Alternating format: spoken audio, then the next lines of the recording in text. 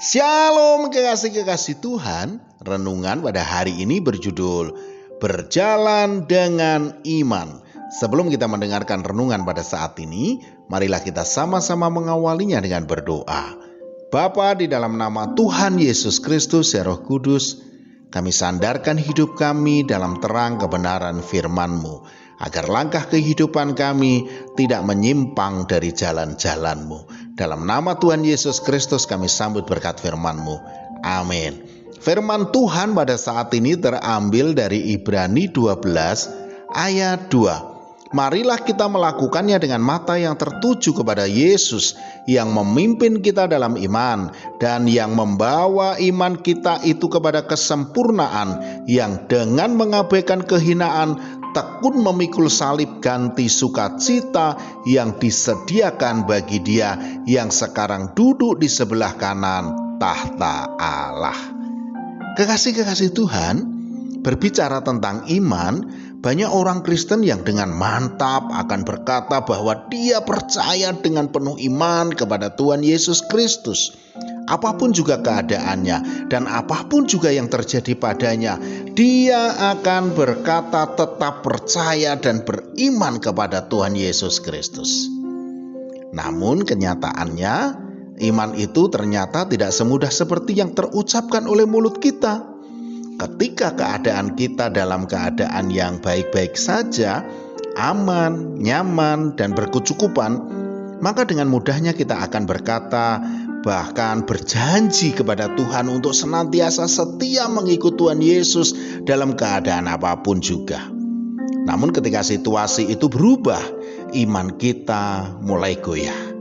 Banyak mempertimbangkan untung rugi sebelum bertindak. Sekalipun kita tahu hal itu tidak berkenan di hadapan Tuhan, fokus kita mulai berubah, bukan lagi kepada Tuhan Yesus, namun kepada masalah kita.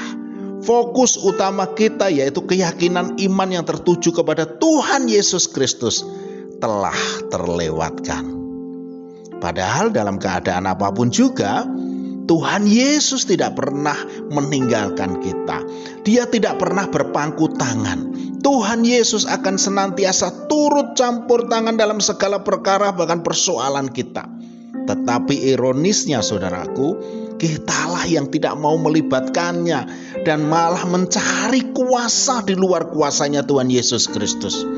Dan kalau itu terjadi, maka kita harus siap dengan segala konsekuensinya. Hosea 7 ayat 13 mengatakan, celakalah mereka, sebab mereka melarikan diri daripadaku. Binasalah mereka, sebab mereka memberontak terhadap aku. Aku ini mau menebus mereka, tetapi mereka berdusta terhadap aku. Berjalan dengan iman mestinya tidak berfokus pada yang kelihatan, melainkan yang tidak kelihatan. Sebab yang kelihatan adalah sementara, sedangkan yang tidak kelihatan adalah kekal. Seperti yang dikatakan 2 Korintus 4 ayat 18. Sebab kami tidak memperhatikan yang kelihatan, melainkan yang tak kelihatan. Karena yang kelihatan adalah sementara, sedangkan yang tak kelihatan adalah kekal. Saudaraku, marilah kita mengarahkan hati dan pikiran kita hanya kepada Tuhan Yesus Kristus, yang memimpin kita dalam iman dan yang membawa iman kita itu pada kesempurnaan. Marilah kita letakkan seluruh beban kehidupan dan masalah dan persoalan kita kepadanya. Dan percayalah saudaraku, Tuhan Yesus Kristus akan mengubah keadaan kita menjadi hari-hari yang penuh dengan sukacita. Amin. Mari kita berdoa. Bapa, di dalam nama Tuhan Yesus Kristus ya Roh Kudus, kami letakkan seluruh beban kehidupan kami, masalah kami, persoalan kami kepadamu. Dan kami percaya Engkau pasti akan turun tangan yang mendatangkan kebaikan bagi kami. Dalam nama Tuhan Yesus Kristus. Amin. Selamat beraktivitas dan tetap semangat. Tuhan Yesus Kristus memberkati.